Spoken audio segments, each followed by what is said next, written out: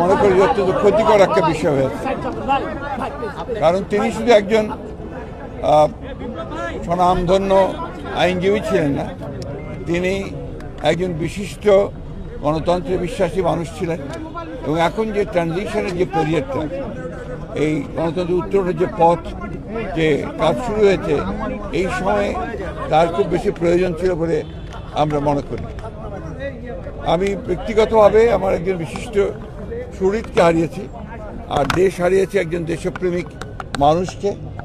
আমরা তার আত্মার মাগফিরাত কামনা করছি, তার পরিবার পরিজনদের প্রতি সমবেদনা জানাচ্ছি।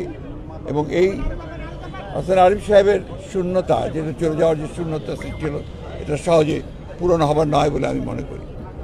আল্লাহ তাকে বেহেশত নসিব করুক। ওদের চলবে, এটার অসুবিধা হবে না।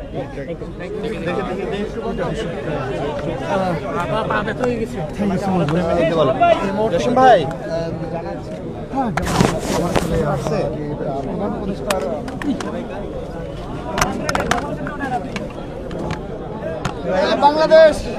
দর্শক, আপনারা জানেন যে আজকে ভূমি উপদেষ্টার মৃত্যুর খবর শোনা মাত্রই আমরা লক্ষ্য করেছি যে বিভিন্ন রাজনৈতিক দলের নেতাকর্মী সহ প্রধান উপদেষ্টা এবং প্রধান উপদেষ্টা সহ যে সকল উপদেষ্টা রয়েছে অন্তর্বর্তীকালীন সরকারের, সেই সকল উপদেষ্টা আমরা লক্ষ্য করেছি যারা কিনা এই ল্যাবেট হাসপাতালে এসেছেন এবং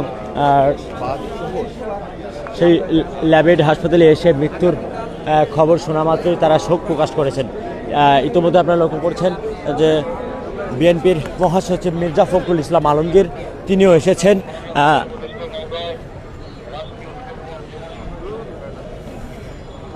মির্জা ফখরুল ইসলাম তিনি কিন্তু এসেছিলেন এবং মৃত্যুর শোক বার্তা তিনি জানিয়েছেন এবং প্রধান ভূমি উপদেষ্টা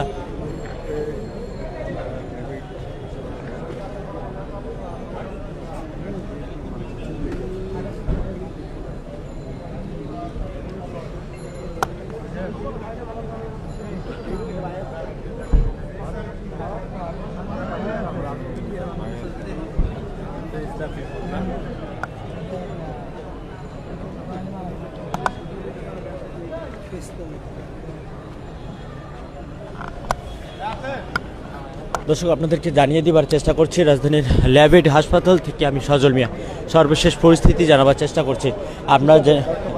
আমরা জেনেছি 3:35 তার শেষ নিঃশ্বাস ত্যাগ করেছেন ভূমি উপদেষ্টা হাসান আরিফ এবং তার মৃত্যুর খবর শোনা মাত্রই দেখতে এসেছেন বিভিন্ন দলের রাজনৈতিক নেতাকর্মী এবং অন্যদিকে প্রধান উপদেষ্টার সহ অন্তর্বর্তীকালীন সরকারের সকল উপদেষ্টারা এসেছেন।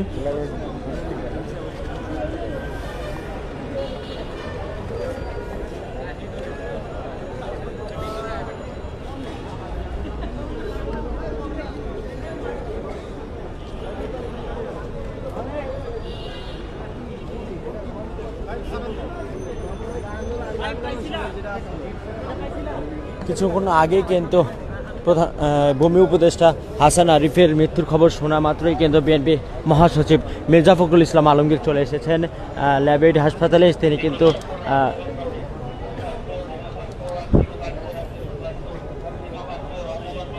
তিনি কিন্তু এসে শোক বার্তা জানিয়ে তিনি এখান থেকে চলে গেলেন এবং আমরা যতটুকু জানতে পেরেছি যে হাসান আরিফ কলকাতা বিশ্ববিদ্যালয়ে শিক্ষার্থী ছিলেন।